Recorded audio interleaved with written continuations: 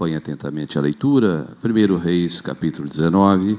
O rei Acabe contou à sua esposa Jezabel tudo o que Elias havia feito e como havia mandado ou matado a espada todos os profetas de Baal. Aí ela mandou um mensageiro a Elias com o seguinte recado: que os deuses me matem, se até amanhã a esta hora eu não fizer com você o mesmo que você fez com os profetas. Elias ficou com medo e, para salvar a sua vida, fugiu com o seu ajudante para a cidade de Berseba, que ficava na região de Judá. Deixou ali o seu ajudante e foi para o deserto, andando um dia inteiro. Aí parou, sentou-se na sombra de uma árvore e teve vontade de morrer. Então orou assim: já chega, Senhor, chega, acaba agora com a minha vida. Eu sou um fracasso, como foram os meus antepassados. Elias se deitou debaixo da árvore e caiu de sono. De repente um anjo tocou nele e disse: levanta-se e coma. Elias olhou em volta e viu perto da sua cabeça um pão assado nas pedras e uma jarra de água. E ele comeu e bebeu e dormiu de novo. E o anjo do Senhor Deus voltou e tocou nele pela segunda vez, dizendo: levante-se e coma, senão você não aguentará a viagem. Amém? Podeis tomar assento. Pastor Lediel abriu esta reunião falando sobre tristeza, desilusão, e me veio à mente essa temática que eu quero rapidamente abordar com você, e muito obrigado pela sua paciência, você que puder me ouvir até o final. História conhecida, a desilusão de um profeta, narrada há tantos anos, mas que tem uma atualidade precisa para os nossos dias, porque todos nós, e por favor, não engane a você mesmo, todos nós, em algum momento desta viagem da vida, estamos sujeitos a desilusões, desiludidos conosco mesmo, ou desiludidos com amigos, ou com a família, desiludidos com pessoas que confiávamos, desiludidos com a empresa, desiludidos com os políticos, desiludidos com a economia, desiludidos até mesmo com a igreja, com lideranças eclesiásticas, desiludidos com as nossas notas na escola, desiludidos com questões que nos deixam para baixo.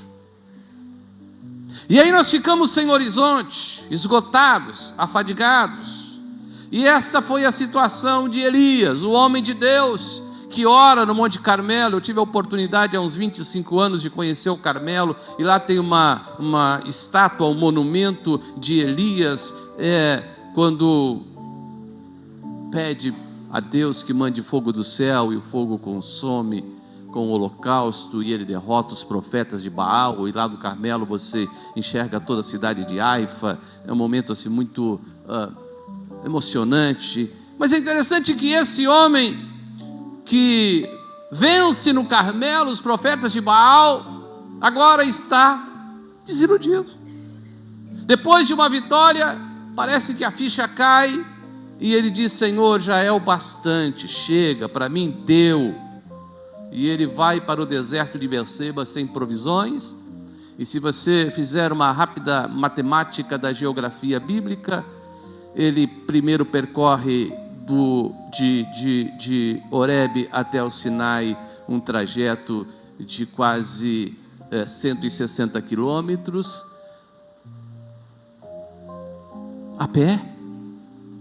E ele chega no Sinai sem forças, sem ânimo, desiludido.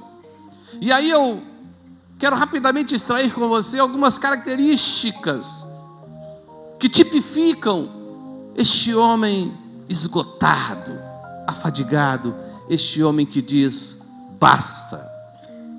O que acontece com a pessoa desiludida? Olhando para Elias primeiro, é uma pessoa que se enche de temores, de medo.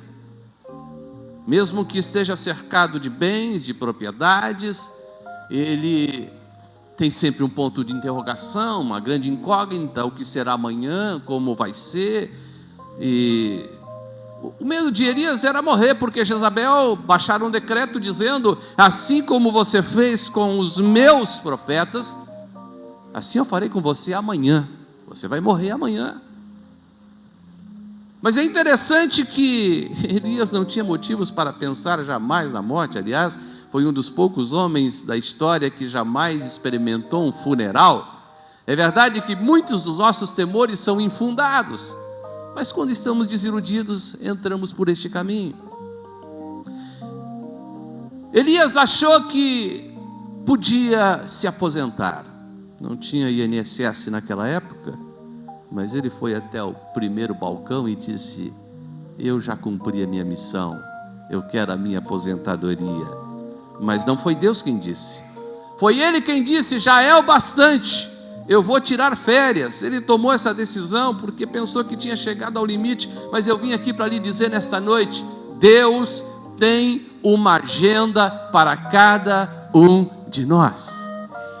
Não somos nós que decidimos quando vamos parar.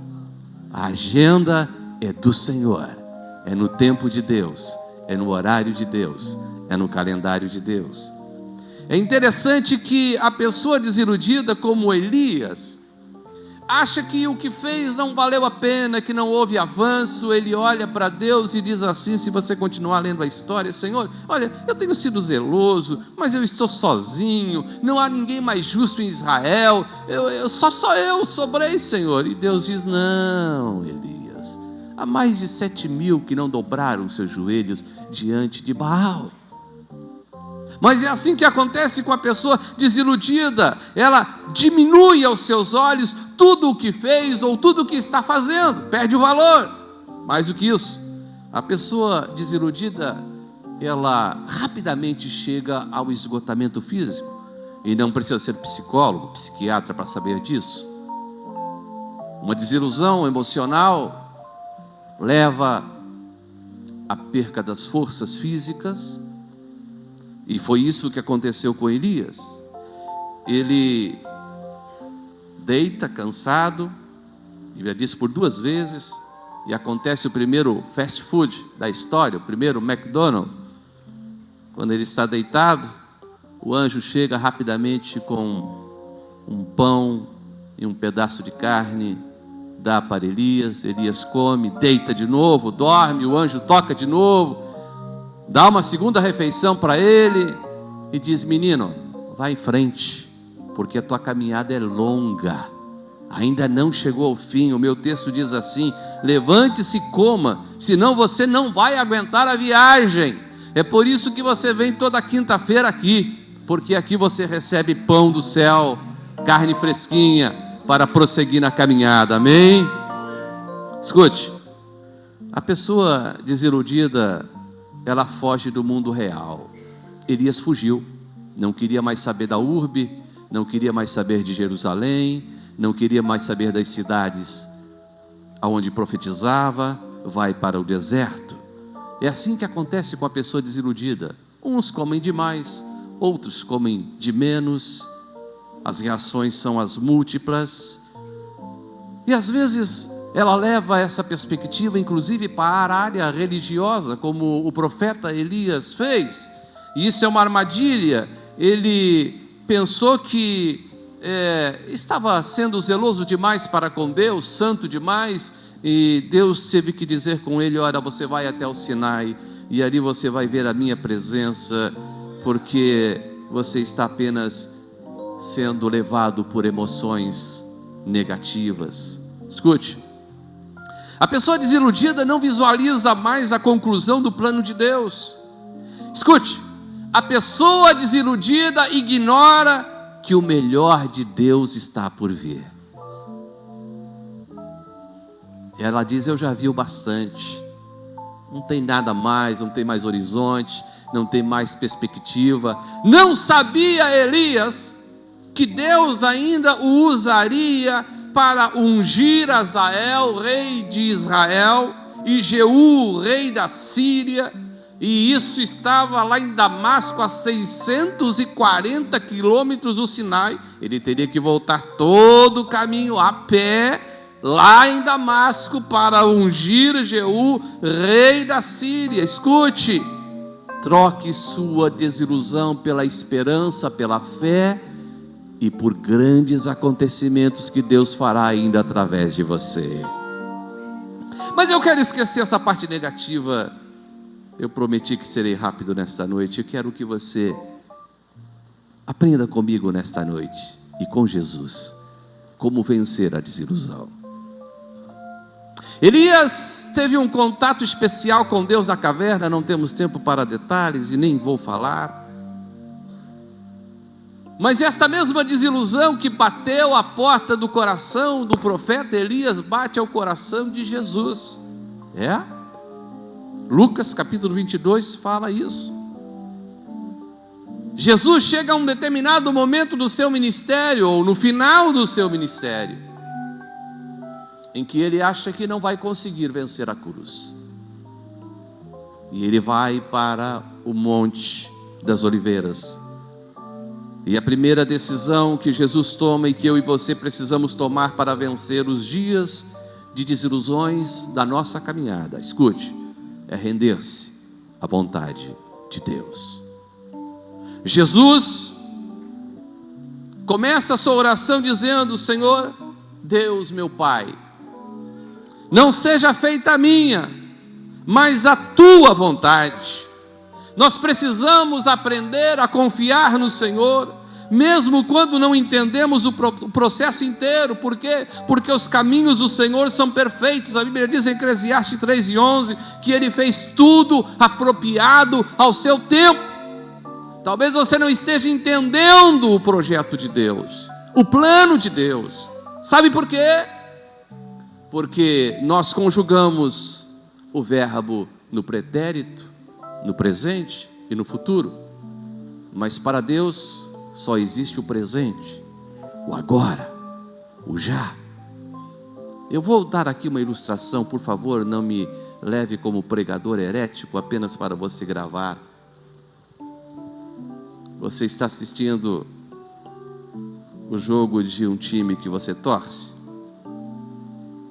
Seu time vence. No outro dia, você ainda está de folga e aparece um amigo seu que é de um time opositor e ele não sabe o resultado. E ele diz: não, mas vamos assistir o jogo. Você diz: vamos assistir o jogo. Ele diz: muito bem, não assisti ontem. E vocês dois sentam no sofá e começam a assistir o jogo. E você, tranquilo, comendo pipoca, tomando Coca-Cola, assistindo o jogo. E de repente sai um gol contra o seu time e você fica tranquilo. E o seu amigo não entende por quê. O seu time está perdendo e você está tranquilo. Sabe por quê? Porque você já assistiu o jogo e sabe que o seu time ganhou de 2-1. Você entendeu? Este é o mundo espiritual. As pessoas olham e dizem: mas Deus está perdendo. Os narcotraficantes estão vencendo. A corrupção está tomando conta. Escute, Deus está no final da história. Segundo, aprender com Jesus a vencer a desilusão é não se render à tristeza. Lucas 22:44 diz que, estando angustiado, estou falando de Jesus, estando angustiado, ele orou ainda mais intensamente. Isso nos leva a dizer e afirmar de que Jesus de fato ficou triste. Jesus se entristeceu. O projeto era duro, era difícil. Levar a cruz, a zombaria, a morte. Porém, ele não se deixou amargurar. Ele não fez como Elias, ele não se escondeu numa caverna. Ele estava disposto a marchar pelas ruas de Jerusalém, porque ele sabia que o final da história pertence a Deus. Como aprender a vencer a desilusão com Jesus? Escute, se você está desiludido, Cuidado para não cair em pecado. Ore para não cair em tentação. Hebreus 12:15. Cuide para não ficar excluído da graça de Deus. Que nenhuma raiz de amargura brote e cause perturbação, contaminando muitos. A amargura não tratada vai arruinar a sua vida, vai arruinar a sua família, o seu emprego, os seus amigos vão se afastar de você. Você precisa tratar desta amargura. O que eu faço, irmão Ismael? Alguém disse para mim esses dias, mas a Bíblia é um livro de ordens, de imperativos. E eu disse, é verdade, a Bíblia é um livro de imperativos. Só que há uma coisa, esses imperativos não são pesados, e esses imperativos trazem a bênção de Deus para a nossa vida. E há um imperativo na Bíblia que eu gosto muito e que talvez você até desconheça, na minha tradução, diz assim, Eclesiastes 11:8, imperativo de Deus: remova a tristeza do seu coração. Isso não é um pedido, por favor, não, é uma ordem. Remova a tristeza do seu coração. Ré maior? Se puder colocar na tela ali para nós. Se tu, minha alma, a Deus suplica, pense nisso, e não recebes, confiando fica, 193, em suas promessas, que são muito ricas e infalíveis, para te valer. Cante assim: porque te abates, ó minha alma, e te comoves, perdendo a calma. Não tenhas medo, em Deus espera, porque bem cedo Jesus virá. Eu estou concluindo. O que fazer para vencer a desilusão? Quero deixar um último conselho para você. Escute, não permita que a sua alma, e quando eu falo em alma, eu falo em emoções, não permita que as suas emoções lhe digam o que você deve fazer, mas diga à sua alma o que fazer. Isso é bíblico? Sim. Salmo 43, verso 5. Por que você está assim, tão perturbada dentro de mim, minha alma? Ponha a sua esperança em Deus, pois ainda o louvarei. Ele é o meu Salvador e o meu Deus. Aleluia. Davi está dialogando com sua própria alma. Ele fala consigo próprio. E ele, com toda a legitimidade, dá uma ordem, faz um imperativo para a sua alma. E eu vim aqui nesta noite para lhe dizer, escute, se você não gravar muito do que eu lhe disse, mas grave isso. Você, em nome de Jesus, tem autoridade para dar ordens ao seu coração. Você tem autoridade, em o nome de Jesus, para dar ordens ao seu coração. E a ordem é esta: remova a tristeza que há dentro de você. Há cerca de 2 semanas eu fiquei muito incomodado. Nós estamos ali na Assembleia Legislativa com o programa Reviver, que vocês conhecem, já falamos aqui. O governo do estado investe R$1 milhão para abrigar cerca de 1.000 jovens dependentes químicos em todo o estado de Santa Catarina. São mais de 82 comunidades, 2 das quais aqui em Blumenau. No ano passado acolhemos mais de 8.000 jovens em Santa Catarina.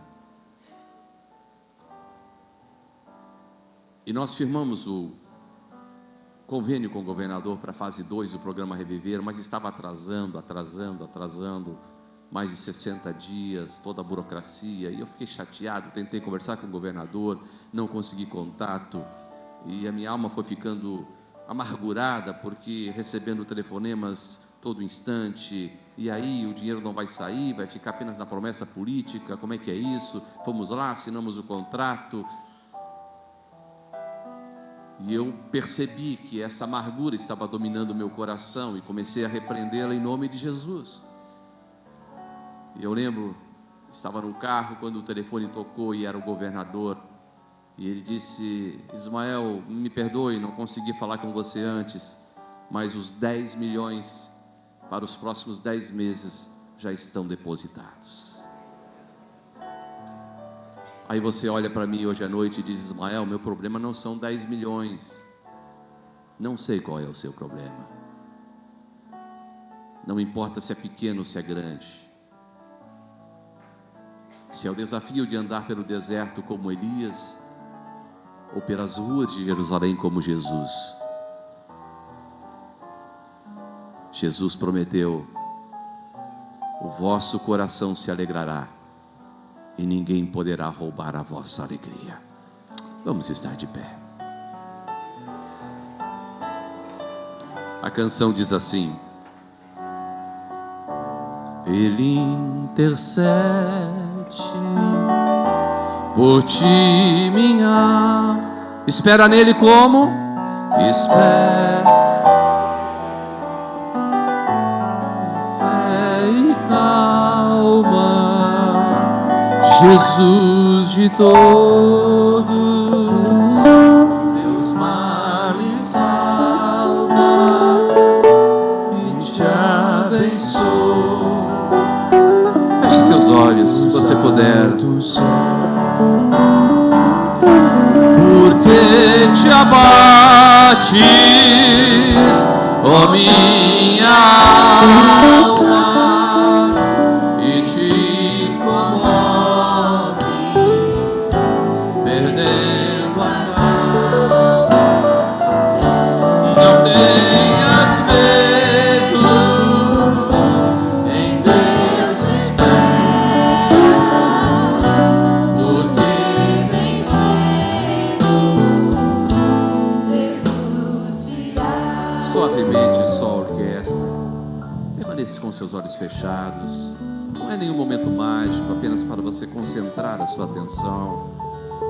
Já foram feitos desafios aqui nesta noite, mas eu, com a permissão da liderança, quero desafiá-la. Você, apenas você, que alguma coisa tem tentado roubar a tua alegria, a tua paz nesses últimos dias, nessas últimas horas, e você precisa de um batismo de alegria. Eu quero desafiá-la a vir à frente, e nós vamos estar orando por você, e em nome de Jesus, essa tristeza vai cair por terra. Não importa se é uma notícia negativa, se é uma batalha que você está enfrentando no lar, no trabalho, não sei qual o desafio, mas eu sei que você pode dar uma ordem ao seu coração nesta noite. O imperativo de Deus para mim e para você não mudou. Foi dito há 3.000 anos através do sábio Salomão e permanece: remova a tristeza do teu coração. Você vai precisar desta alegria para a viagem, porque senão a viagem vai ficar pesada demais. Alivia a carga nesta noite. Vinde a mim todos vós que estáis cansados e oprimidos, e eu vos aliviarei, disse Jesus. Em o nome do Senhor, Ele vai alegrar o teu coração. Quero convidar a minha esposa para estar aqui. Nós vamos estar orando, nós vamos abençoar a sua vida, a abundância de alegria. Jesus disse: eis que estou à porta e bato. Se alguém abrir, eu entrarei e farei uma festa com ele. Jesus quer celebrar com você. Jesus é sinônimo de alegria.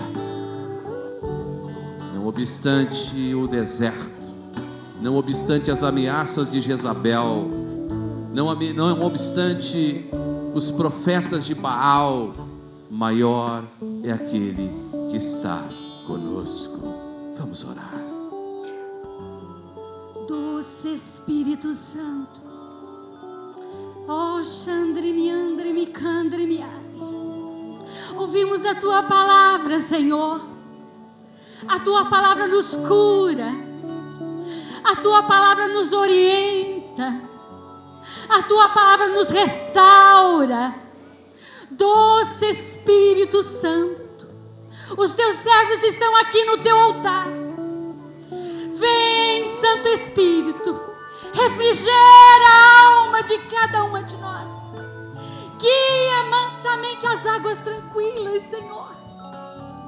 Unja com o óleo da Tua alegria, Senhor, sobre cada cabeça neste momento. Que eles possam sair daqui dizendo: só o Senhor é Deus.